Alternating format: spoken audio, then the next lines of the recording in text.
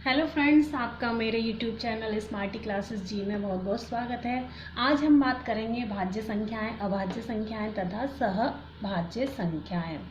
तो सबसे पहले आपको एक काम करना है, अपने दोस्तों के साथ बैठिए। नहीं समझे यानी कॉपी पेन को लेकर बैठिए, उनके बिना मैथ्स क्या पढ़ना। ठीक है, तो अब हम सबसे पहले बात करेंगे भाज्य संख्याएं क्या। तो हम यहाँ पर सबसे पहले भाज्य संख्याओं के बारे में पढ़ते हैं। क्या होती हैं भाज्य संख्याएं? जिन संख्याओं के दो से अधिक, ध्यान दीजिए यहाँ पर दो से अधिक अपवर्तक हों तो वे संख्याएं भाज्य संख्याएं कहलाती हैं। ठीक है, जिन संख्याओं के दो से ज़्यादा अपवर्तक होते हैं, तो हम एग्जाम्पल लेके चलते हैं। जैसे हमारे पास 4 है, 4 के हम अपवर्तक निकालते हैं। कितने अपवर्तक हैं यानी कितने फैक्टर हैं। 4 किस किस पहाड़े से कट जाता है? तो 4 जो है 1 से कट जाता है, 2 से कट जाता है, 3 से कटता नहीं है, 4 अपने आप से कट जाता है। तो कितने फैक्टर आए यहाँ पर? 2 से ज़्यादा, 2 से ज़्यादा। इसी तरीके से हम और एग्जाम्पल ले लें। 12 को लेते हैं। 12 के अपवर्तक हमने निकाले। 12 किस किस के पहाड़े से कट जाता है? 12 1 से कट जाता है, 2 से, 3 से, 4 से, 5 से नहीं कटता, 6 से, 7 से नहीं कटता, 8 से नहीं कटता, 9 से नहीं, 10 से नहीं, 11 से नहीं, 12 से कटता है। तो यहाँ पर इसके अपवर्तकों की संख्या कितनी आ रही है? 1 2 3 4 5 6। कितने 6 हैं? कितने अपवर्तक हैं इसके? 2 से अधिक यानी 2 से ज़्यादा। तो हमें पता चल गया कि भाज्य संख्याएं क्या होती हैं। जिन संख्याओं के 2 से ज़्यादा अपवर्तक होते हैं वे संख्याएं भाज्य संख्याएं कहलाती हैं। यानी कि 4 और 12 कैसी संख्याएं हैं? भाज्य संख्याएं हैं। तो आपको क्लियर समझ में आ गया कि भाज्य संख्याएं क्या होती हैं। या हम दूसरे तरीके से इसको कह सकते हैं, हम इसको भाज्य संख्याओं को ऐसे भी कह सकते हैं कि ऐसी संख्याएं जो केवल एक और स्वयं के अतिरिक्त, एक और अपने आप को छोड़ के अन्य संख्याओं से पूरी विभाजित हो जाती हैं, भाज्य संख्याएं कहलाती हैं। भाज्य संख्याएं कहलाती हैं। तो क्लियर हो गया बिल्कुल। ऐसी संख्याएं जो अगर इसमें एक को छोड़ दिया जाए और अपने आप को छोड़ दिया जाए तो उसके अलावा भी इसका एक अतिरिक्त अपवर्तक बचता है।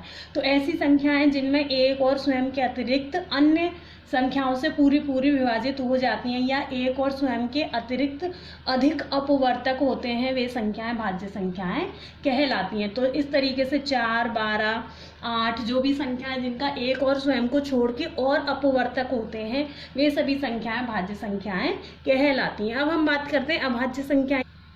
तो अभाज्य संख्याओं में क्या होता है? जिन संख्याओं के 2 ही अपवर्तक, एक और स्वयं वह संख्या होती है, अभाज्य संख्याएं कहलाती हैं। यानी भाज्य संख्याएं तो वो थी जिनमें 2 से ज़्यादा अपवर्तक हों उस संख्या को और एक को छोड़ के। इसमें क्या है? केवल एक और स्वयं वह संख्या ही अपवर्तक होगी, उसके अलावा कोई भी नहीं होगा। जैसे हम ले लेते हैं 2 को, 2 के हम अपवर्तक निकालते हैं। तो 2 किस किस के पहाड़े से कट जाता है? 2 कट जाता है 1 से और 2 से। 3 की बात करें, 3 किस किस से कट जाता है? 3 कट जाता है 1 से, 2 से नहीं कटता, अपने आप से कट जाता है। अगर हम 4 की बात करें,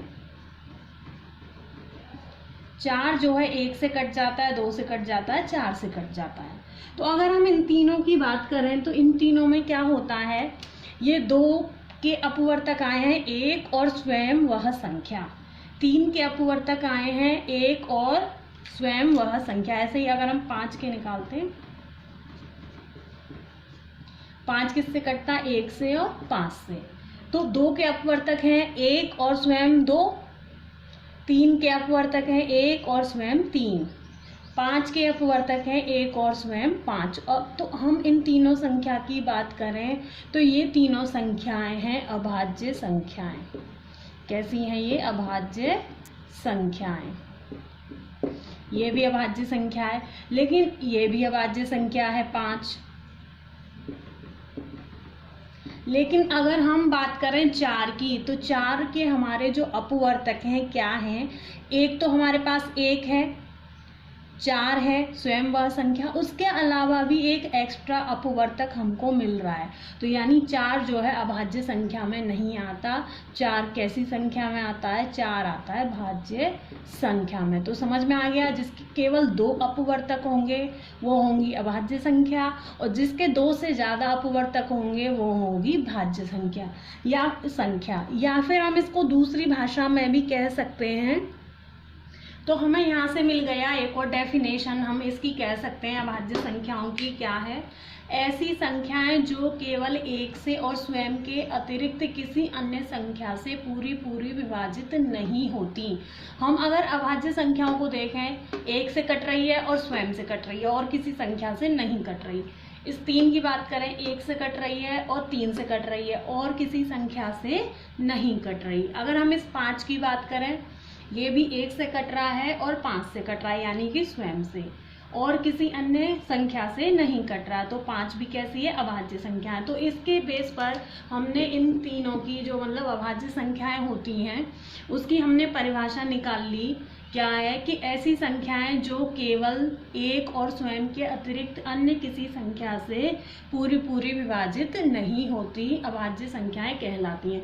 अभाज्य संख्या को इंग्लिश में प्राइम नंबर्स कहते हैं। क्या कहते हैं? प्राइम नंबर्स, अभाज्य संख्याओं को। अगर हम बात करें 2 की, तो 2 जो है सबसे छोटी अभाज्य संख्या होती है 2। और अगर हम ऐसे कहें कि देखो, जो अभाज्य संख्याएं होती हैं वो सभी विषम होती है केवल 2 को छोड़ के।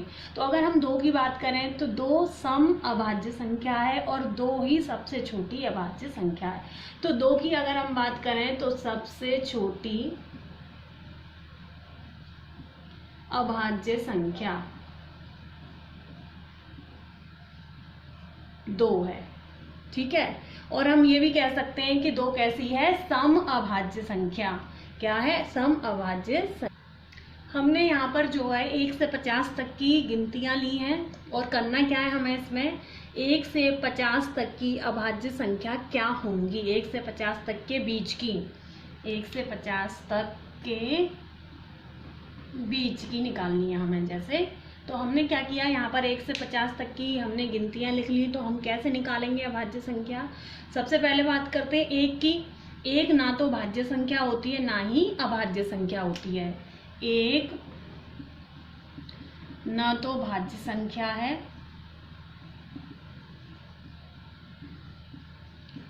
और ना ही अभाज्य। अच्छा, इसका रीज़न क्या है कि ये ना तो भाज्य संख्या है ना ही अभाज्य? अगर हम इन दोनों की परिभाषा देखें तो अगर भाज्य संख्या की परिभाषा क्या है कि जिसके 2 से ज़्यादा अपवर्तक होते हैं। अभाज्य की क्या है? जिसके 2 ही अपवर्तक होते हैं। और अगर हम 1 की बात करें तो 1 का हमें केवल 1 ही अपवर्तक मिलता है जो कि खुद 1 है। तो इसलिए 1 ना तो भाज्य संख्या है ना ही अभाज्य संख्या है। अब 2 अभाज्य संख्या है, 1 से कटता है और स्वयं खुद से कटता है। 3 ये भी स्वयं से कटता है, खुद से कटता है। 4 की बात करें तो ये 2 से कट जाता है, तो इसलिए ये अभाज्य संख्या नहीं है। 5 की बात करें, ये खुद से कटता है, 5 से कट जाता है। 6 जो है 2 से कट जाता है 3 से, तो ये अभाज्य संख्या नहीं है। इसके बाद आता है 7। 9 जो है वो तो कट जाता है 3 से। 11 अभाज्य संख्या है। उसके बाद है 13। फिर उसके बाद देखो ये सभी कट जाते हैं, ये आती है 17। 19, 21 जो है 3 से। वैसे तो सभी अभाज्य संख्याएं विषम होती हैं केवल 2 को छोड़ के। 2 एक सम अभाज्य संख्या है। तो जब भी हमें अभाज्य संख्याएं देखनी है या किसी क्वेश्चन में छांटनी है तो हमें सम संख्याओं को तो देखना ही नहीं है केवल 2 को छोड़ के। बाकी जो विषम है उनको देख लो कि वो किसी और के पहाड़े से कट रहे हैं तो वो अभाज्य संख्या नहीं होगी, और नहीं कटते हैं तो अभाज्य संख्या होगी। जैसे हम 21 की बात करें, 3 से कट जाता है, 7 से, तो ये नहीं है। 23 जो है वो किसी से नहीं कटता, 25 कट जाता है, 27 3 से कट जाता है, 29 नहीं कटता। 31 की बात करें तो 31 भी नहीं कटता, 33 11 से कट जाता है, 35 कट जाता है, 37 नहीं कटता, 39 कट जाता है, 13 तिया 39, 41 नहीं कटता, 42 43 ये भी नहीं कटता, 45 कट जाता है, 46 47 नहीं कटता, 49 कट जाता है, 7 सत्ते 49। तो बहुत ही सिंपल है अभाज्य संख्याएं निकालना, ठीक है। तो अब हम इनको काउंट भी कर सकते हैं कि 1 से 50 तक के बीच की कितनी अभाज्य संख्याएं होती हैं। 1 2 3 4 5 6 7 8 9 10 11 12 13 14 15। तो ये कुल 15 अभाज्य संख्याएं हैं, 15 अभाज्य संख्याएं हैं। किसके बीच की हैं? 1 से 50 तक के बीच की, ठीक है। तो हमें यहाँ से एक बात पता चल गई कि एक न तो भाज्य संख्या है ना ही अभाज्य संख्या है, और दूसरी क्या है, 2 एक सम अभाज्य संख्या है, और एक और बात है कि 2 सबसे छोटी अभाज्य संख्या है। 2 सबसे छोटी अभाज्य संख्या है, ठीक है। अब हम बात करते हैं सह अभाज्य संख्याओं। तो सह अभाज्य संख्याएं क्या होती हैं? वे संख्याएं जिनका समापवर्तक केवल 1 हो, तो वे संख्याएं सह अभाज्य संख्याएं कहलाती हैं। समापवर्तक क्या होता है? Common factor. जैसे हमने कोई भी 2 संख्याएं ले ली, एक 4 ले ली, एक 9 ले ली। 4 के हमने अपवर्तक निकाले और 9 के अपवर्तक निकाले। अपवर्तक कैसे निकालेंगे कि 4 किन किन संख्याओं से पूरी तरह विभाजित हो जाता है। तो 4 1 से हो जाता है, 2 से हो जाता है और 4 से हो जाता है। अब बात करते हैं हम 9 की। 1 से हो जाता है, 3 से और 9 से। अब हमें इनका क्या निकालना है? हमें इनके 4 और 9 के समापवर्तक हमें निकालने क्या आते हैं। समापवर्तक मीन्स है कॉमन फैक्टर, और सह अभाज्य संख्याओं को कहते हैं कोप्राइम नंबर्स। Coprime numbers. तो हमारे पास 4 के अपवर्तक हो गए, 1 हो गया, 2 हो गया, 4 हो गया। हमारे पास 9 के अपवर्तक हो गए, 1 3 9। अब हमें क्या निकालना है? इनके कॉमन फैक्टर निकालने, यानी दोनों के अपवर्तकों में कॉमन अपवर्तक क्या है। तो कॉमन क्या आता है इसमें? केवल कॉमन आ रहा है 1। क्या कॉमन आ रहा है इसमें? 1। तो यही परिभाषा किसकी है? सहअभाज्य संख्याओं की, कि वे संख्याएं जिनका समापवर्तक केवल 1 है। जिनका समापवर्तक केवल 1 है, वे सभी संख्याएं क्या कहलाती हैं? सह अभाज्य संख्याएं, यानी कि को प्राइम नंबर्स कहलाती हैं। एक और चीज़ है इनके बारे में कि हमेशा एक सम संख्या और विषम संख्या को प्राइम नंबर होते हैं। एक सम तथा विषम संख्या सह अभाज्य संख्याएं होती हैं।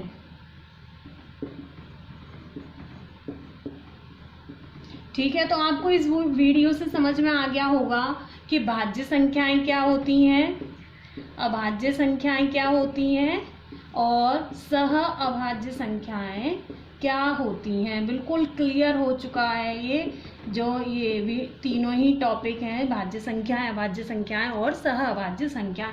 बिल्कुल प्रॉपर इनकी डेफिनेशन है यही, और इनको अच्छे से आप प्रैक्टिस कर लेना, नोटबुक में, नोट कॉपी में नोट कर लेना।